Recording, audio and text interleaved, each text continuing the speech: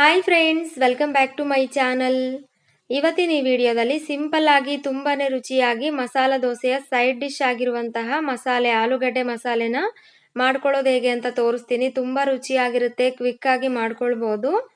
ಇದನ್ನ ಮಾಡ್ಕೊಳ್ಳೋದಕ್ಕೆ ಒಲೆ ಮೇಲೆ ಒಂದು ಕಡಾಯಿನ ಇಟ್ಟು ಬಿಸಿ ಮಾಡಿಕೊಂಡು 2 ದೊಡ್ಡ ಸ್ಪೂನ್ ಎಣ್ಣೆ ಹಾಕೊಂಡು ಎಣ್ಣೆ ಬಿಸಿ ಆದ ನಂತರ 1 ದೊಡ್ಡ ಸ್ಪೂನ್ ಉದ್ದಿನ ಬೇಳೆನ ಹಾಕಿ ಕೆಂಪಗಾಗೋವರೆಗೂ ಹುರ್ಕೊಂಡಿದ್ದಾದ ನಂತರ ನಾನಿಲ್ಲಿ 2 ಸಣ್ಣ ಹಸಿಮೆಣಸಿನಕಾಯಿನ ಈ ರೀತಿ ರೌಂಡಾಗಿ ಕಟ್ ಮಾಡಿ ಹಾಕೊಂಡಿದ್ದೀನಿ. ಜೊತೆಗೇನೆ ಈರುಳ್ಳಿ ಹಾಗೂ ಕರಿಬೇವನ್ನು ಕೂಡ ಹಾಕೊಂಡ್ಬಿಡಿ. ದೊಡ್ಡ ಗಾತ್ರದ 1 ಈರುಳ್ಳಿನ ನಾನು ಉದ್ದುದ್ದಕ್ಕೆ ಕಟ್ ಮಾಡಿ ಹಾಕೊಂಡಿದ್ದೀನಿ. ಅದ್ರ ಜೊತೆಗೇನೆ ನಾವು 1 ಕ್ಯಾರೆಟ್ ಅನ್ನ ಕೂಡ ಕಟ್ ಮಾಡಿ ಹಾಕಿ ಮುಚ್ಚಳ ಮುಚ್ಚಿಟ್ಟು ಎಣ್ಣೆನಲ್ಲಿ ಈ ರೀತಿ ಬೇಯಿಸಬೇಕು.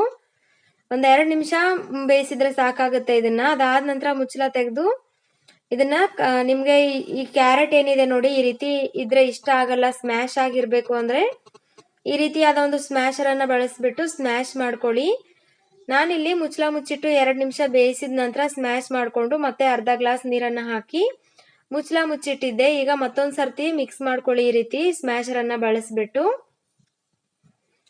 ಈಗ ನಾನು ಮುಚ್ಚಳ ತೆಗೆದ್ಬಿಟ್ಟು ರುಚಿಗೆ ತಕ್ಕಷ್ಟು ಉಪ್ಪು, ಅರ್ಧ ಸ್ಪೂನ್ ಅರಿಶಿನ ಪುಡಿನ ಹಾಕೊಂಡಿದ್ದೀನಿ. ಅದಾದ ನಂತರ ಒಂದ್ಸರ್ತಿ ಮಿಕ್ಸ್ ಮಾಡಿ 3 ಮೀಡಿಯಂ ಗಾತ್ರದ ಆಲೂಗೆಡ್ಡೆನ ಕುಕ್ಕರ್ನಲ್ಲಿ ಬೇಯಿಸಿ ತಣ್ಣಗಾದ ನಂತರ ಸಿಪ್ಪೆ ತೆಗೆದು ಸ್ಮ್ಯಾಶ್ ಮಾಡಿ ಹಾಕೊಂಡು ಚೆನ್ನಾಗಿ ಮಿಕ್ಸ್ ಮಾಡಿದ್ರೆ ರುಚಿಯಾದಂತಹ ಆಲೂಗಡ್ಡೆ ಮಸಾಲೆ ರೆಡಿ ಆಗುತ್ತೆ. ಟ್ರೈ ಮಾಡಿ ನೋಡಿ.